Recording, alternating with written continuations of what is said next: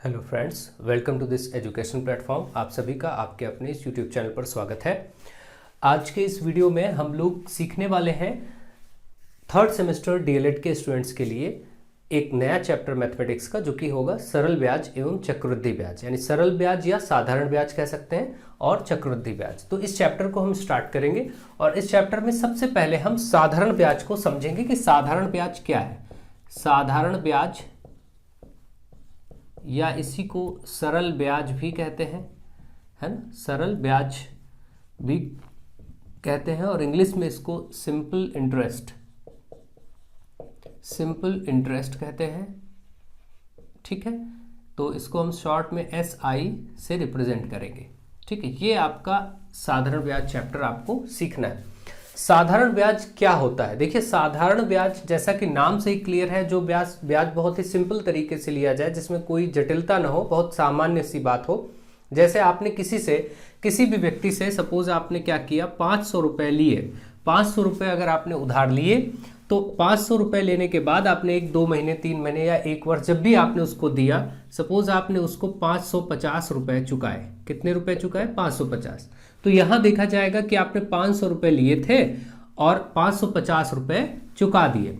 तो इसका मतलब आपने कुछ पैसे बढ़ के चुकाए, कुछ रुपए आपने बढ़ के चुकाए हैं। देखिए, तो 50 रुपए बढ़ के चुकाए। ठीक है, तो ये प्रक्रिया सामान्य रूप से अगर आप मान लेते हैं कि 500 रुपए आपने लिया और आपको 1 महीने में ही चुकाना था, और 50 रुपए बढ़ के चुकाना था। मान लेते 1 महीने पे चुकाते तो आप 550 रुपए चुकाते। अगर आप नहीं अदा कर पाते 1 महीने में, अगले महीने जाते हैं, तो 50 रुपए जो इस पर ब्याज लग रहा है वो आपको हर बार ऐड करके देना है, यानी अगले महीने आप फिर 600 रुपए चुकाते। अभी मान लीजिए आप नहीं दे पाए हैं तो आप फिर 50 रुपए आपको बढ़ाना पड़ेगा, 650 देना पड़ेगा। ऐसे ये 50 रुपए ही बढ़ेगा, यानी हर जगह पर आप देख रहे हैं क्या हो रहा है, 50 रुपए बढ़ करके ही देना पड़ रहा है।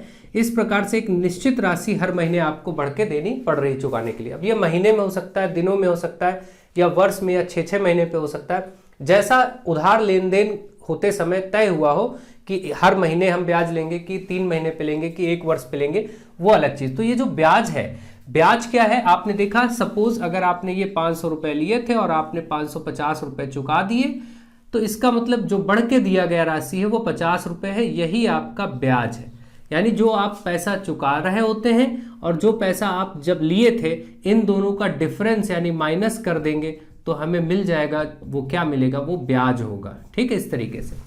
तो आप ये चीज बहुत सामान्य रूप से समझ सकते हैं, कोई बहुत कठिन सी बात नहीं है, बहुत ही सरल तरीके से इसको समझा जा सकता है। ठीक है, साधारण ब्याज में क्या है कि आपको जो पैसा लेते हैं उसको चुकाते समय एक निश्चित धनराशि जो तय की गई होती है वो देना पड़ता है। जैसे कभी आपने किसी ने 100 रुपए लिए और उसने 120 रुपए चुकाए, तो इसमें उसने क्या किया, 20 रुपए एक्स्ट्रा देने पड़े। यही 20 रुपए क्या है, ब्याज है जो बढ़ के आया। जो लिया गया पैसा था वो मूलधन था। जो भी पैसा लिया जाता है, उधार लिया या दिया जाता है, इसको नाम दिया जाता है मूलधन।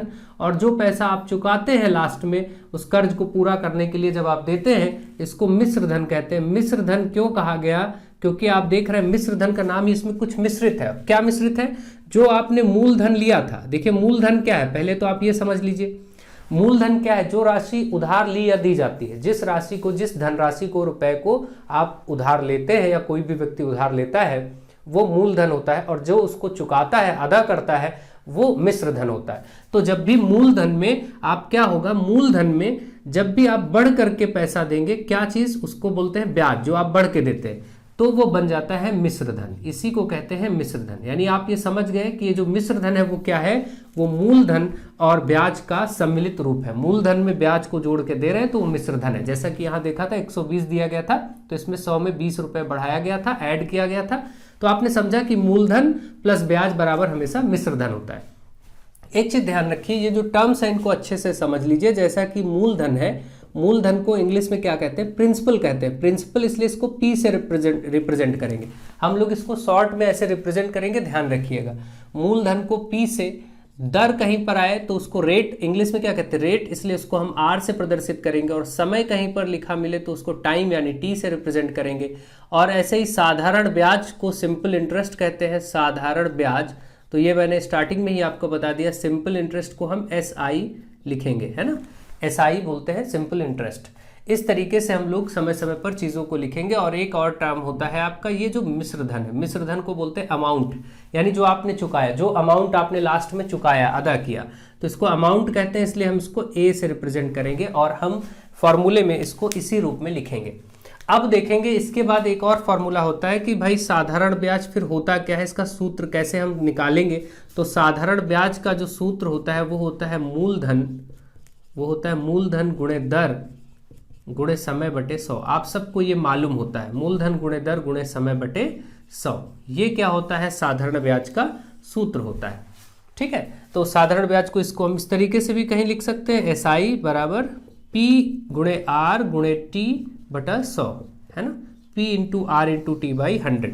P क्या है, प्रिंसिपल यानी मूलधन, दर को R यानी रेट, समय को टाइम यानी T और बटे 100। ये सूत्र हमेशा वार्षिक, यानी कि जब समय दिया हो वो वर्ष में दिया हो, ध्यान रखिएगा, समय हमेशा वर्ष में लिया जाएगा। इस सूत्र का प्रयोग करते समय जो टाइम रखा जाएगा वो हमेशा वर्ष में रखा जाएगा, इस बात को ध्यान रखेंगे।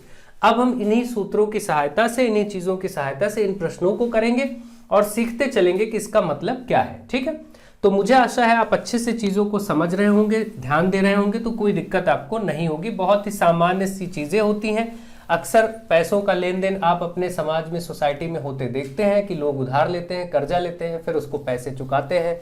तो उसमें साधारण ब्याज जो साहूकारों से, सेठ लोगों से पैसे लिए जाते हैं, चुकाए जाते हैं, वो एक तरह से साधारण ब्याज की दर उसमें तय हो जाती है। और जो बैंक आदि से पैसा लिया जाता है उसमें चक्रवृद्धि ब्याज होता है। चक्रवृद्धि ब्याज में ब्याज पर भी ब्याज लिया जाता है, उसको हम सीखेंगे तब जब चक्रवृद्धि ब्याज का सेक्शन आएगा, तो हम उसको अच्छे से समझेंगे, फिर दोनों को की तुलना करेंगे और फिर डिटेल में जानेंगे। अभी फिलहाल के लिए हम साधारण ब्याज समझा करके और इन प्रश्नों को करने का आपको तरीका सिखाते हैं। देखिए, अब यदि बात करें तो क्वेश्चन नंबर 1 यहाँ पर क्या है। सबसे पहले ऐसे प्रश्नों को करते समय बेहतर होगा कि आप एक बार नोट कर लें जो कुछ दिया है, क्या क्या दिया है प्रश्न में। तो दिया है रुपए 4000 की धनराशि, यानी ये मूलधन है। जो पैसा स्टार्टिंग में दिया होता है तो मूलधन होता है। ठीक है, यहाँ पर बोला गया रुपए 4000 की धनराशि यानी मूलधन, जिसको आप P से लिखते हैं। कितना है, 4000, हमने नोट कर लिया। ठीक है, राशि पर 3 वर्षों का, 3 वर्ष यानी जो समय है, साफ साफ पहले प्रश्न में आप देखिए टाइम T कितना दिया गया है, 3 वर्ष दिया गया है। ठीक, ये भी बात। इसके बाद 6% वार्षिक ब्याज की दर, तो दर देखिए क्या दी गई है, दर यानी रेट कितना दिया गया, 6%, है ना, ये दर दी गई है कि दर से साधारण ब्याज ज्ञात कीजिए। और आपको क्या बताना है, साधारण ब्याज बताना है, साधारण ब्याज आपको बताना है। ठीक है, यानी जिसको हम SI भी लिखते हैं, सिंपल इंटरेस्ट, ये बताना है, क्वेश्चन मार्क। और एक और चीज बताना है, मिश्र धन। 2 चीजें ज्ञात करनी है। आगे हमको मिश्र धन भी बताना है, जिसको हम अमाउंट कहते हैं, ये भी हमें ज्ञात करना। तो हमने इन दोनों की जगह क्वेश्चन मार्क लगा दिया। इतना काम आप कर लेंगे तो बार बार आपको क्वेश्चन की तरफ नहीं जाना पड़ेगा और कोई गलती भी नहीं होगी। ठीक है, अब हम, क्योंकि हमें साधारण ब्याज बताना है, तो हम साधारण ब्याज यानी सिंपल इंटरेस्ट का फॉर्मूला लगाएंगे। अभी हमने देखा था वो क्या होता है, P गुणे R गुणे T बटे 100, यानी कि मूलधन गुणे दर गुणे समय बटे 100। चाहे आप हिंदी में लिखें, चाहे ऐसे आप सीधे उनके टर्म से रिप्रेजेंटेशंस लिख लीजिए, ज़्यादा आसान रहेगा। साधारण ब्याज आपको निकालना है तो आप इसको ऐसे रहने दीजिए। मूलधन आपका देखिए 4000 रुपए है, उसको लिख लीजिए। दर आपका देखिए 6% है, 6 रख दीजिए। T यानी टाइम, समय आपका 3 वर्ष है तो यहाँ 3 रख देंगे, बटे में 100 होता ही है सूत्र में, वो रख देंगे। 1 0 2 0 यहाँ से ऊपर से देखिए कट गया, बचा 40 गुणे 6 गुणे 3, है ना। तो अब आप देखेंगे 4 छंग 24, 240 गुणे 3, 24 3 72 होता है, 720 रुपए आपका आ गया ब्याज। ये ब्याज आपका 720 रुपए आ गया, यानी सिंपल इंटरेस्ट ही तो निकाल रहे थे, तो आप सिंपल इंटरेस्ट यानी साधारण ब्याज कितना आ गया, 720 रुपए आ गया। और आपको मिश्रधन भी बताना था, तो अभी मैंने बताया था मिश्रधन क्या होता है, अमाउंट जो आप चुकाते हैं। अमाउंट क्या होता है, जो प्रिंसिपल, जो मूलधन आपने लिया था, यानी मूलधन को हम P से लिखते हैं तो P लिख देते हैं, ये लिया था, इसमें आपने ब्याज यानी इंटरेस्ट, सिंपल इंटरेस्ट जोड़ के दिया, है ना। तो मूलधन प्लस ब्याज, साधारण ब्याज, इसको जोड़ करके मिश्रधन बनता है। तो हमेशा मूलधन था स्टार्टिंग में 4000 रुपए और 720 रुपए ब्याज के रूप में देने पड़े हैं एक्स्ट्रा, इसको जोड़ देंगे तो आएगा 4720 रुपए ये चुकाने पड़ेंगे, यानी ये होगा मिश्रधन। इस प्रकार से आपने देखा, यहां तक पहला प्रश्न आपने सॉल्व कर लिया, कोई दिक्कत की बात नहीं, बहुत ही सामान्य साधारण सा प्रश्न था, केवल आपको ध्यान रखना है और कुछ नहीं। ठीक है, एक एक चैप्टर मैं आपको क्रम से करा रहा हूं अच्छे से। मेरा प्रयास रहेगा कि बेहतर तरीके से आपको कराऊं और आप लोग बस ध्यान देते रहिए और कार्य करते रहिए, ठीक है। अब दूसरे प्रश्न में जो कुछ दिया है वो नोट करते हैं। देखिए ध्यान दीजिए, ₹800 पर 5 वर्ष का ब्याज, ₹800 यानी ये मूलधन है। स्टार्टिंग में जो पैसा दिया होता है इसी को मूलधन यानी पी से लिखते हैं, प्रिंसिपल जिसको कहते हैं, ₹800, ठीक है। 5 वर्ष का ब्याज, समय साफ साफ 5 वर्ष बोल दिया गया है तो कोई दिक्कत ही नहीं है, टाइम टी है, इसको हम 5 वर्ष बोलेंगे। और ब्याज कितना है, ब्याज बताना है और दर दी गई है। देखिए दर यानी रेट दिया गया है 3.1/2%, 3.1/2% वार्षिक ब्याज की दर से ज्ञात करना है, ठीक है। यहाँ पर कोई समस्या की बात नहीं है, आराम से आप इसको निकाल सकते हैं। यहाँ पर आपको ब्याज यानी साधारण ब्याज, जब कोई बात ना बोले कि साधारण है या फिर चक्रवृद्धि तो आप उसको साधारण ब्याज ही मानेंगे। जब तक चक्रवृद्धि ब्याज लिख ना दे तब तक आप उसको साधारण ब्याज ही मानकर आगे बढ़ेंगे। तो साधारण ब्याज आपको फाइंड करना है, यानी कि SI जिसको कहते हैं सिंपल इंटरेस्ट, है ना, तो ये आपको ज्ञात करना है। आप कोई भी भिन्न, जब आपको ऐसे मिश्रित भिन्न दी हो तो उसको सरल भिन्न पहले ही बना लीजिए। 2 3 6 1 7 आप जानते हैं, इसको इससे गुणा किया जाता है फिर ये जोड़ दिया जाता है, 2 3 6 1 7 7/2, ये सब करना आप सभी जानते हैं। इसको आप ये रखेंगे प्रश्न में। अब आप देखिए, आपको मालूम है कि साधारण ब्याज का फॉर्मूला SI = क्या होता है, P × R × T/100, यानी मूलधन गुणे दर गुणे समय बटे 100। चाहे आप ऐसे लिखें या फिर ऐसे लिखें, कोई दिक्कत की बात नहीं। यही आपको ज्ञात करना। मूलधन था 800 रुपये और गुणे रेट कितना था, रेट था 60/2, तो 7 ऊपर आ जाएगा, 2 नीचे आ जाएगा, है ना। 2 यहाँ 100 पहले से होता है बटे में, इसको तो आप लिखेंगे ही 7/2 ऐसे लिखेंगे कि 7 ऊपर 2 नीचे, ध्यान रखिएगा। और फिर था टाइम था 5 वर्ष, तो इसको 5 वर्ष ले लेंगे। और तो कुछ है नहीं, कुछ भी नहीं है, ठीक है। यही आपका साधारण ब्याज निकल के आ जाएगा और यही आपसे पूछा गया। देखिए 1 0 2 0 यहाँ से कट जाएगा, 2 से 2 चौके 8 कट जाएगा। अब आप देखिए 4 × 7 × 5 आ गया, तो 4 और 5 का गुणा पहले कर लीजिए, 4 पंचे 20 और फिर 7 से गुणा करिए, 7 दूनी 14, 140 रुपये। ये बहुत आसानी से आपका हो जाएगा। जब भी कभी गुणा मिले और उसमें 5 मिले और 5 के साथ कहीं सम संख्या हो तो उसका गुणा पहले कर लिया करिए, क्योंकि जब भी 5 गुणे सम संख्या कहीं दिखे तो ये करने से फायदा ये होता है कि देखिए 5 गुणे सम संख्या में पीछे 0 मिल जाता है जब भी गुणा होके आता है। जैसे 5 चौके 20, 5 8 40, 5 छक्का 30, सबके पीछे 0 आ जाता है, फिर वो गुणा करना बड़ा सरल हो जाता है। तो ये सब छोटी छोटी चीज़ें कैलकुलेशन में ध्यान रखिए, कोई दिक्कत नहीं है। तो यहाँ पर ब्याज के रूप में 140 रुपये दिए जाएंगे, ये आप समझ गए होंगे। अब मैं इसको हटाता हूँ, नेक्स्ट क्वेश्चन नंबर 3 करवाता हूँ। आप सब लोग अच्छे से वीडियोस को शेयर करते रहिए, ज़्यादा से ज़्यादा मित्रों में इसको शेयर करते रहिए। आप देखेंगे क्या क्या दिया है नेक्स्ट क्वेश्चन में। नेक्स्ट क्वेश्चन नंबर 3 में दिया है मूलधन 1500 रुपये, है ना। मूलधन P बराबर कितना है, 1500 रुपये। क्या बोला गया है, ₹1500 पर 6 महीने का 12%। जो समय है इस बार देखिए, अब वर्ष में ना दे करके उन्होंने समय को क्या दे दिया, 6 महीने। अभी तक आपको मालूम है कि जो सूत्र में समय लेते हैं वो वर्ष में लेते हैं, यहाँ पर महीने में दे दिया। तो समय 6 महीने, दर कितनी है 12%। दर को आप किससे लिखते हैं, दर को आप लिखते हैं R से, तो इसलिए दर R बराबर 12%। और जो दर है वो वार्षिक ही है, कोई दिक्कत नहीं है। इस पे फिर आपको ब्याज यानी सिंपल इंटरेस्ट, है ना, ब्याज बताना है और मिश्र धन यानी अमाउंट बताना है। ये 2 चीज़ें आपको बतानी है। देखिए यहाँ से आपको ब्याज बताना है और एक आपको मिश्र धन बताना है, तो कोई दिक्कत की बात नहीं। देखते हैं। अब आप देखिए सबसे पहला, जैसे ही आप ब्याज का फॉर्मूला लगाएंगे निकालने के लिए, SI = P × R × T/100, यानी कि मूलधन गुणे दर गुणे समय बटा 100। इसको जैसे ही आप लगाएंगे तो आप देखेंगे ठीक है कि प्रिंसिपल तो P 1500 रुपये है, रख देते हैं। रेट जो है 12% है, ये भी रख देते हैं। टाइम लेकिन यहाँ पर प्रॉब्लम कर गया, ये महीने में है, जबकि इस सूत्र के अनुसार समय को वर्ष में होना चाहिए। और समय वर्ष में कैसे होगा, महीने को वर्ष में कैसे बनाएंगे। अगर मैं आपसे पूछूं 1 वर्ष में कितने महीने, आप कहेंगे 12 महीने। 2 वर्ष में कितने, 24 महीने। 3 वर्ष में कैसे, ऐसे ही 12 × 36 गुणा कर देंगे। तो वर्ष से महीना बनाने के लिए 12 से गुणा होता है, इसी तरीके से महीने से वर्ष बनाने के लिए 12 से भाग कर देते हैं। हमेशा ऐसा ही तो आप करते हैं, जैसे मीटर से सेंटीमीटर बनाते हैं तो आप क्या करते हैं, 100 से गुणा कर देते हैं, और सेंटीमीटर से मीटर बनाने के लिए 100 से भाग करते हैं। यही तरीका यहाँ पर रहेगा। 6 को महीने से वर्ष बनाने के लिए भाग करना पड़ेगा 12 से, तो 6 कम 6, 6 दूनी 12। अगर देखा जाए तो ये आधा, वैसे भी 1/2 यानी आधा वर्ष, 6 महीने का मतलब ही आधा वर्ष होता है। तो आप यहाँ पर देखिए समय को 1 और उसके नीचे 2 बटे में पहले से 100 होता ही है, 2 और नीचे आ गया, ऐसे ही रखेंगे। देखिए 1/2 को 1 ऊपर 2 नीचे ऐसे रखा जाएगा, ठीक है। अब आप देखिए कोई दिक्कत नहीं, 1 0 2 0 यहाँ से कटा और 2 1 2 2 6 12 ये कटा, तो 15 ये और 6 ये, और तो कुछ है नहीं, तो 15 छक्का 90 यानी 90 रुपये ब्याज आएगा। ब्याज के रूप में 90 रुपये देने पड़ेंगे 6 महीने में, ठीक है। और क्या पूछा था, साथ में मिश्र धन भी पूछा था। तो आपको मालूम है कि जो मिश्र धन होता है, मिश्र धन होता क्या है, मूलधन में ब्याज को जोड़ दिया जाता है। मिश्र धन बराबर होता है मूलधन प्लस ब्याज, यानी ब्याज का मतलब साधारण ब्याज। और मूलधन लिया गया था 1500 रुपये, प्रश्न में पहले ही बताया था, ये हो गया 1500 प्लस ये 90 रुपये और बढ़ के देना पड़ा, तो आ गया आंसर 1590 रुपये चुकाने पड़ेंगे, है ना। चुकाते समय, उसको अदा करते समय 1590 रुपये देने पड़ेंगे, तब उसका कर्जा समाप्त होगा, ठीक है।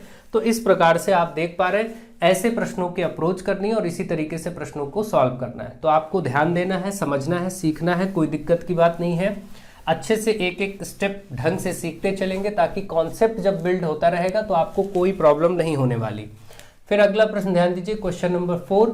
यहाँ पर बोला गया ₹7250, यानी यहाँ पर जो मूलधन दिया गया है वो मूलधन, यानी जिसको हम P से लिखते हैं, दिया गया है 7250, और आपको दर दी गई है 8%। दर यानी R बराबर कितना दिया गया, 8%, और 73 दिन। यहाँ जो समय है देखिए, इस बार अब महीने में भी नहीं बल्कि ये दिन में आ गया, 73 दिन, ठीक है। इसी तरीके से साधारण ब्याज क्या होगा, SI आपको सिंपल इंटरेस्ट साधारण ब्याज बताना है। साधारण ब्याज, साधारण या सरल ब्याज कुछ भी कहें, एक ही बात है, ठीक है। ये हो गया। अब आपका वही काम है, आपको तुरंत ही साधारण ब्याज का फॉर्मूला लगाना पड़ेगा। SI बराबर P गुणे R गुणे T बटे 100, मूलधन गुणे दर गुणे समय बटे 100। इसी सूत्र को लगाना पड़ेगा। इसमें से बस समस्या यहाँ पर आ गई कि ये वर्ष में, इस सूत्र में समय को वर्ष में लिया जाता है, यहाँ दिन में है। तो अब आप सोचिए दिन से वर्ष कैसे बनाएंगे। आपसे अगर पूछा जाए एक वर्ष में कितने दिन, आप कहेंगे 365 दिन। तो इसी तरीके से एक दिन में कितने वर्ष, तो 365 से भाग कर देंगे। जैसे आपने अभी देखा था, मीटर से सेंटीमीटर बनाने के लिए 100 से गुणा करते हैं, सेंटीमीटर से मीटर बनाने के लिए 100 से भाग करते हैं। इसी प्रकार से महीने से वर्ष से महीने बनाने के लिए 12 से गुणा करते हैं, और महीने से वर्ष बनाने के लिए 12 से भाग कर देते हैं। ठीक उसी तरीके से अगर दिन पूछे जाए कि एक वर्ष में कितने दिन, 365, 2 वर्ष में कितने दिन, 365 को 2 से गुणा कर देंगे, 5 वर्ष में कितने दिन, तो 5 गुणे 365 कर देंगे। इसी तरीके से दिन को वर्ष बनाने के लिए 365 से भाग कर देंगे। तो ये जो 73 दिन है, इसको 365 से अगर भाग कर दे तो ये वर्ष बन जाएगा। और अब देखिए इसको, आप देखिए क्या ये कट रहा है, तो आप देखेंगे बिल्कुल 73 के टेबल में 365 आता है। 73 एकम 73 5 बार, देखिए 5 से 15, 5 से 35, 1 36। तो आपने देखा ये 1/5 वर्ष बन गया। ये चीज बदल के आ गई, देखिए 1/5 वर्ष, है ना। अब आपको केवल यहाँ मान रखना, मूलधन की जगह कितना था, 7250 रुपये, तो आप 7250 रुपये रख देंगे गुणे। अगर ये नहीं कटता 1/5 तो कोई चिंता की बात नहीं, कहीं ऐसा होगा कई जगहों पर नहीं कटेगा, तो आपको जितना कट जाए उतना काटिए, बाकी ला करके ऐसे रख दीजिए। यहाँ हो सकता है कुछ कटवट जाएगा अपना, है ना, वो अलग बात है। नहीं कटेगा तो दशमलव में उत्तर आएगा, करना तो है ही है, कोई दिक्कत नहीं है। अब देखिए रेट यहाँ पर 8% है और समय आपका बदल चुका है 1/5, और नीचे बटे में 100 पहले से था तो 100 भी रहेगा। आपने देखा समय जब रखा तो 1 ऊपर 5 नीचे 100 के साथ आ गया, ये चीज ध्यान रखेंगे।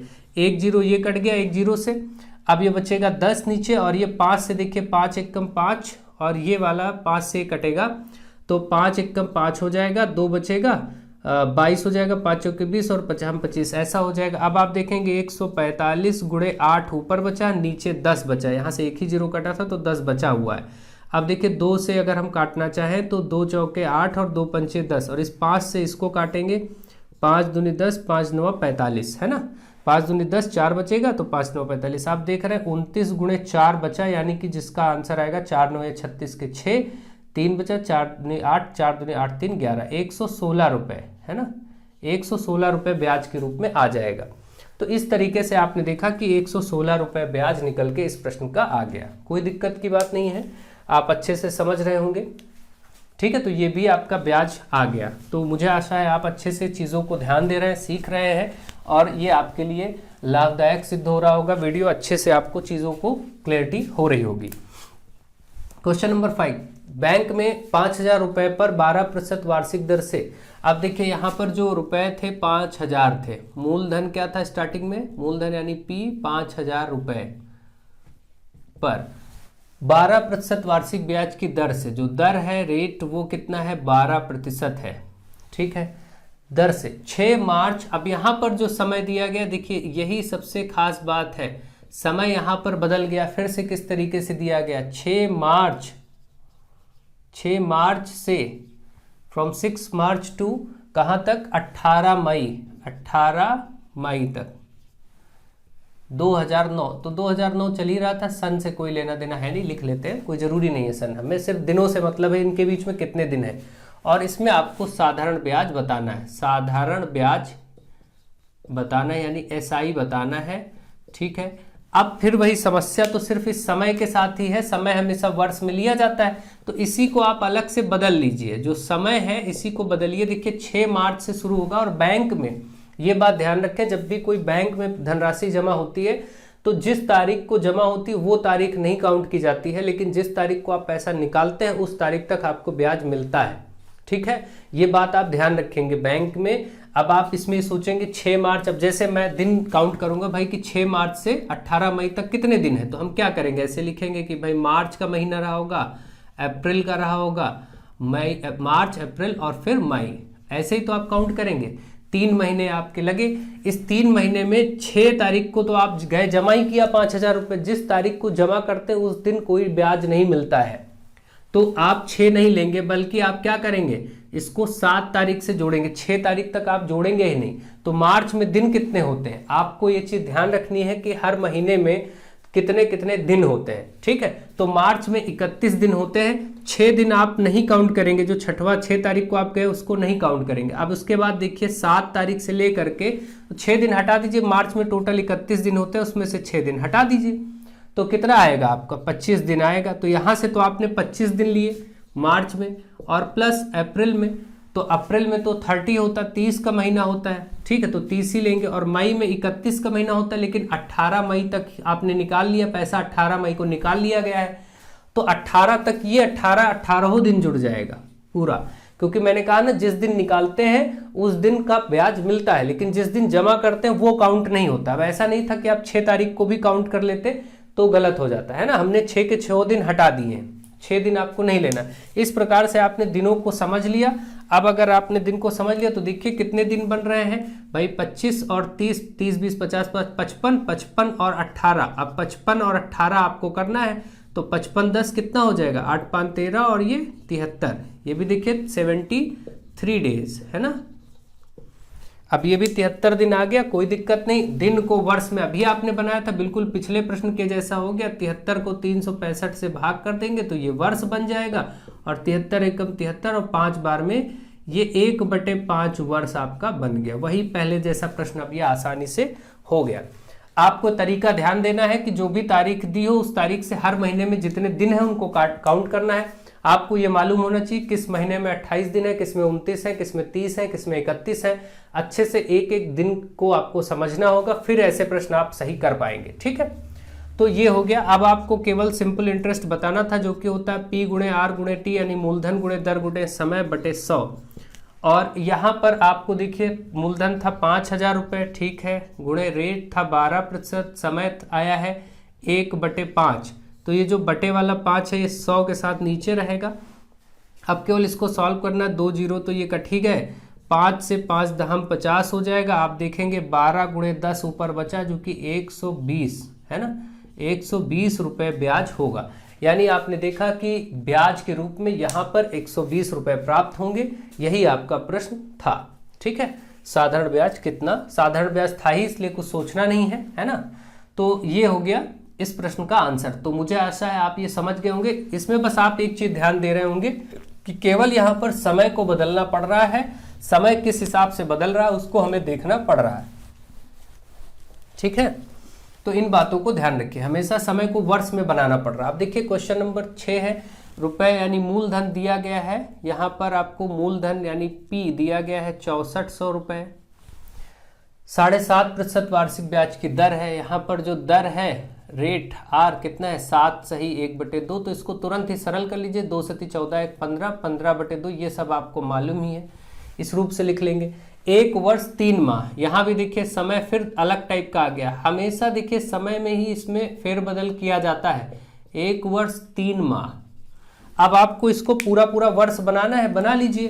तो आप फटाक से देखेंगे 1 वर्ष तो पूरा पूरा है ही है, 3 महीने को ही वर्ष हम बनाएंगे। तो 3 महीने, हमने क्या कहा था, महीने को वर्ष बनाने के लिए 12 से भाग कर दीजिए बस, तो ये भी वर्ष हो गया। अब इसको आप सरल करना चाहे तो इसे 3 एकम 3, 3 चौके 12, आप देख रहे हैं ये 1 था ही, फिर प्लस ये 1/4 और हो गया। तो आप इसको अब एलसीएम लेके इसका भिन्नों को हल करना जानते हैं। 4 एकम 4 और प्लस 1 यानी 5, 4 एकम 4 प्लस 1 यानी 5 और नीचे बटे में 4, ये 5/4 वर्ष बना। यही आपको करना आना चाहिए बस। आपने क्या देखा कि 1 वर्ष तो था ही, इसको ऐसे ही लिख लेते हैं, प्लस केवल 3 महीने को वर्ष बना लो। महीने 1 हो, 2 महीना हो, 4 महीना हो, जितने भी महीने उसको 12 से भाग करेंगे वो वर्ष बन जाएगा। तो आप अलग से भी अगर करके इसमें जोड़ते बाद में तो आता यही 5/4 वर्ष। अब आपको साधारण ब्याज आपको बताना था, इसको आप निकाल लीजिए। तो भाई साधारण ब्याज का फिर से सूत्र P × R × T/100, यानी मूलधन गुणे दर गुणे समय बटे 100। इसमें अब आप मान रख सकते हैं 6400 रुपये था। देखिए इस प्रश्न में 6400 रुपये था, दर की जगह आया है 15/2, तो गुणा लगाएंगे यहाँ पर, 15 ऊपर और बटे में 2 नीचे। पहले से बटे में 100 होता ही है, इसको भी लिखते चलिए, और गुणे अब समय वाला सेगमेंट है, समय में 5/4, तो 5 ऊपर 4 नीचे, ऐसे आप लिखेंगे हमेशा। अब कोई दिक्कत नहीं, देखिए 1 0 2 0 यहाँ से कट ही गया, 4 से यहाँ से 16 चौके 64 होता है, कट जाएगा, 2 से ये 16 फिर 8 कट जाएगा। तो आपने देखा 8 × 15 × 5 है ना। तो अब हम 8 पंचे 40 पहले कर लेते हैं और फिर 15 से गुणा कर देते हैं, 15 चौके 60 हो जाएगा। देखिए 600 रुपये निकल के आ गया, 15 चौके 60 और 1 0 600। इस तरीके से यहाँ पर जो ब्याज मिला वो 600 रुपये प्राप्त हुआ। ठीक है, तो अब मुझे आशा है आप अच्छे से समझ रहे होंगे, डिटेल में चीज़ों को समझ रहे होंगे कि कैसे ये प्रश्न लग रहे हैं, क्या क्या खास बातें आपको ध्यान देनी है। आप सब लेकिन वीडियोस को शेयर जरूर करें, ज़्यादा से ज़्यादा शेयर करना ना भूलें। लास्ट क्वेश्चन आज का देखते हैं। 7200 रुपये मूलधन है, मूलधन यानी प्रिंसिपल पी जिसको बोलते हैं, 7200 रुपये है।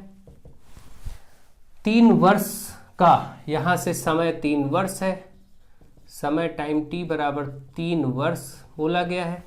3 वर्ष का ब्याज इतना, इस बार आपको ब्याज दे दिया गया है। ठीक है, ब्याज यानी SI सिंपल इंटरेस्ट बता दिया गया, कितना 1080 रुपये है ना।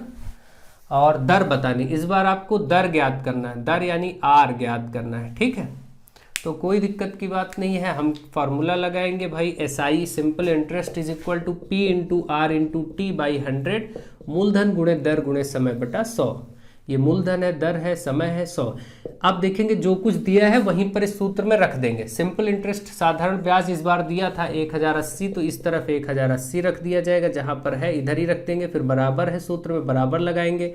इधर देखेंगे P 7200 रुपये था मूलधन, इसको रख देंगे, गुणे R आपको बताना है दर, R को दर कहते हैं, ये बताना ही है क्वेश्चन में। टाइम आपका 3 वर्ष था, 3 रख देंगे, और बटे में 100 है तो 100 रख देंगे। यहाँ से देखिए ये कट गया, इधर आपका 1080 और इधर बचा 72 गुणे R गुणे 3। अब ये R निकालना है तो इन दोनों चीज़ों को इधर लाना पड़ेगा। 72 और 3 किस में है, गुणे में, तो इस तरफ बटे में आ जाएगा। 1080 के नीचे ये 72 भी क्या होगा, बटे में, और ये 3 भी बटे में आ जाएगा, तो R निकल आएगा। अब केवल R निकालना है, आराम से निकालिए, 3 से कट भी जाएगा। देखिए 3 × 9, 1 बचा, 3 × 6 = 18 और 0 है ना। अब आप 72 से इसको काटेंगे तो कोई दिक्कत नहीं, आराम से चाहे आप 72 से काट दीजिए। और ये आप देखिए 5 बार में सीधे सीधे कट जा रहा है, 5 दूनी 10 का 0, 5 से 35 36, 72 से 360 5 बार में कट जा रहा है। ठीक है, तो आप देख रहे हैं R बराबर 5% हो गया उत्तर। भाई आप देख लीजिए 72 गुणे 5 आप करेंगे तो 5 दूनी 10, 5 से 35, 1 36, इतना ही तो आएगा, तो ये कट गया था यहाँ पर। ठीक है, तो इस प्रकार से आपने देखा कि ये प्रश्न भी आराम से लग गया, इसमें हमें ब्याज दिया गया था। अभी हम और एक पार्ट और लेंगे, उसमें फिर से साधारण ब्याज के ही प्रश्न देखेंगे और चक्रवृद्धि ब्याज के बेस को प्रारंभ कर देंगे। यानी नेक्स्ट पार्ट में कोशिश रहेगी कि साधारण ब्याज के कुछ प्रश्न और ले लिए जाए जो थोड़ा से अटपटे हों, या आप कमेंट में बता सकते हैं कोई और प्रकार के। इसमें से सभी टाइप लगभग आपको कराने का प्रयास किया गया है, लेकिन कुछ और भी प्रकार होते हैं, उनको भी हम नेक्स्ट पार्ट में करेंगे। करने के साथ साथ चक्रवृद्धि ब्याज के आधार बेसिक्स को समझेंगे और फिर उसके अगले पार्ट में हम चक्रवृद्धि ब्याज को कर लेंगे, सीख लेंगे। तो 3 या 4 पार्ट में इस चैप्टर को मैं खत्म कर दूंगा। आप सब अच्छे से सीखते रहे, समझते रहे। मेरा प्रयास है मैक्सिमम आपके लेवल का आपको पढ़ाना। आप वीडियोस को ज़्यादा से ज़्यादा शेयर करते रहिए, ज़्यादा से ज़्यादा लोगों तक भेजते रहिए और अपना सपोर्ट सहयोग बनाए रखिए। So thank you to all of you.